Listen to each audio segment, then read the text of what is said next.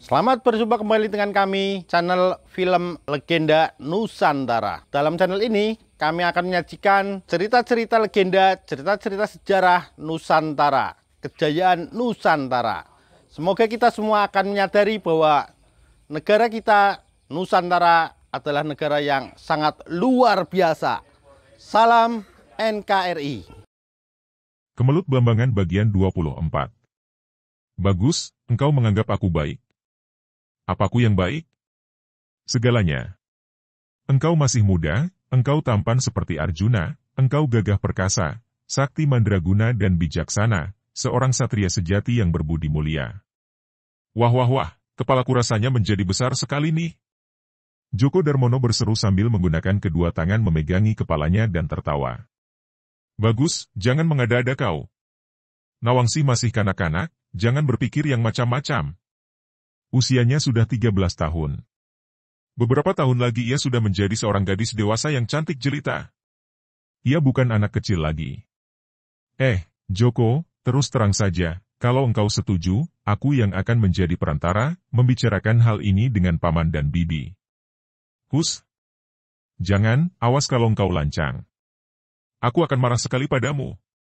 Kata Djoko Darmono dan karena sikapnya bersungguh-sungguh ketika mengatakan hal ini, Bagus Sajiwo tidak melanjutkan godaannya. Mereka berdua lalu berlari cepat mengejar suami istri yang membalapkan kuda mereka tadi, menuju ke perkampungan Jatikusumo. Di tengah perjalanan, Djoko Darmono bertanya. Bagus, aku ingin bertanya. Tentang Nawangsi? Hus! Jangan main-main. Aku ingin bertanya tentang dua orang yang hendak membunuh paman dan bibimu tadi. Kau mengenal mereka? Laki-laki berpistol itu aku tidak kenal dan baru sekarang aku melihatnya. Akan tetapi wanita itu tidak asing bagiku. Ia adalah iblis betina dari Banten. Ah, itukah yang bernama Maya Dewi? Djoko Darmono berseru. Sudah lama aku mendengar tentang Maya Dewi. Bukan. Ia bukan Maya Dewi, akan tetapi kakak tirinya dan bernama Chandra Dewi. Galak dan kejam sekali. Maya Dewi sama sekali bukan iblis betina. Akan tetapi aku mendengar bahwa Maya Dewi adalah iblis betina yang teramat jahat, yang tidak segan melakukan segala macam kejahatan, cabul, keji, bahkan terkenal sebagai antek kumpeni. Bagus Sajiwo tersenyum dan menggeleng kepalanya.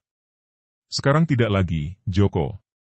Betapapun sesatnya ia dahulu, akan tetapi Maya Dewi yang sekarang adalah seorang wanita yang baik hati, bijaksana, dan gagah perkasa. Ah, engkau mengenalnya. Bukan hanya mengenal. Ia sahabatku yang paling baik. Oh. Djoko Darmono terbelalak menatap wajah Bagus Sajiwo, tidak menyembunyikan keheranannya dan ia tampak terkejut bukan main mendengar pengakuan Bagus Sajiwo itu. Jangan heran dan percayalah padaku Djoko. Maya Dewi sekarang adalah seorang pendekar wanita yang menentang kejahatan. Bahkan belum lama ini ia bentrok sendiri dengan kakak tirinya itu. Aku mengenal Chandra Dewi, akan tetapi yang laki-laki tadi aku tidak mengenalnya. Hanya melihat betapa dia pandai mempergunakan senjata api dan memilikinya, mungkin sekali ia dekat kumpeni. Bukan dekat lagi. Dia itu Arya Bratadewa, juga seorang tokoh berasal dari Banten yang menjadi orang kepercayaan kumpeni Belanda. Jahat sekali. Aku mendengar dari ayah ibuku bahwa sekarang tidak ada perang antara Mataram dan kumpeni Belanda. Bagaimana masih ada antek kumpeni dan memusuhi para pembela Mataram? Apa maksud mereka itu? Apa yang dikehendaki Belanda dengan mengirim telik sandi, mata-mata, seperti Arya Bratadewa yang memusuhi para pendekar Mataram? Apa engkau belum mendengar, Bagus? Kumpeni Belanda selalu berusaha untuk mengadu domba antara para kadipaten dan Mataram. Dan kini Belanda membantu Kadipaten Belambangan dengan senjata-senjata api untuk menyerang Mataram. Bagus Sajiwo terkejut. Benarkah itu, Djoko? Tentu saja benar. Belambangan sedang bersiap-siap untuk menyerang Mataram dan mereka bersekutu dengan Bali yang merupakan pembantu utamanya. Diam-diam kumpeni juga membantu dengan mengirim para telik sandi dan juga senjata-senjata api. Kalau begitu penyerangan terhadap ayah ibuku, lalu penyerangan terhadap perguruan Jatikusumo, semua peristiwa itu ada hubungannya dengan gerakan persekutuan pemberontak yang berpusat di Belambangan? Kurasa demikian, Bagus. Djoko, bagaimana engkau dapat mengetahui ini semua? Tentu saja aku tahu akan keadaan Kadipaten Belambangan karena aku adalah Kaula Belambangan. Bagus Sajiwo memandang dengan heran dan agak terkejut. Ah, engkau Kaula Belambangan? Akan tetapi mengapa engkau tidak membantu Belambangan, bahkan tadi menentang Arya Bratadewa yang engkau tahu bersekutu dengan Belambangan? Engkau tidak senang aku membantu perguruan Jatikusumo dan menentang sekutu Belambangan? Tentu saja tidak. Aku hanya heran, Joko.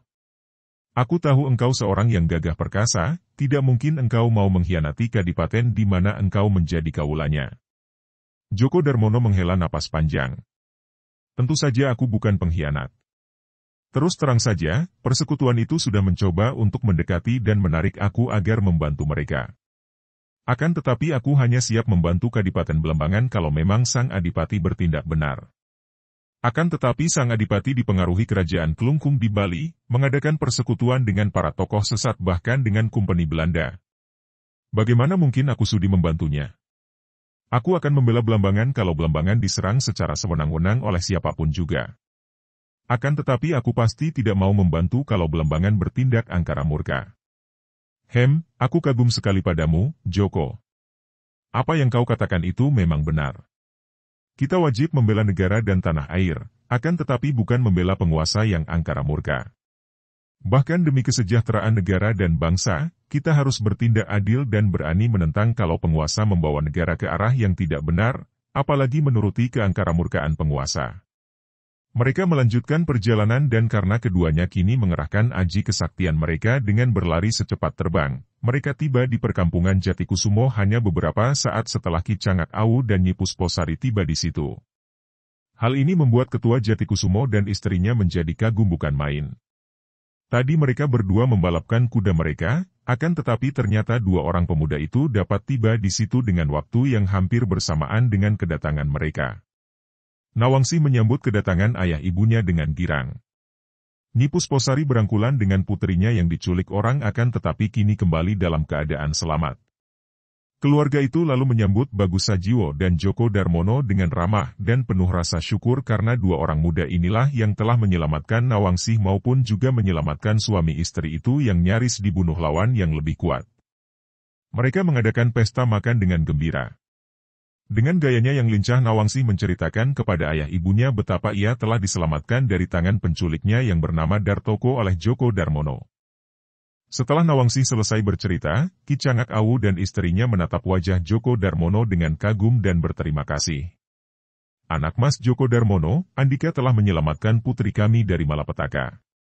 Kami sekeluarga mengucapkan banyak terima kasih, dan apabila kami sekeluarga tiada kesempatan membalas budi kebaikan Andika ini, semoga Gusti Allah yang akan membalas semua amal kebaikan Andika dengan berkah yang berlimpah-limpah. Joko Darmono tersenyum lebar. Suami istri itu kagum melihat wajah yang amat tampan itu. Wah, Paman terlalu memuji.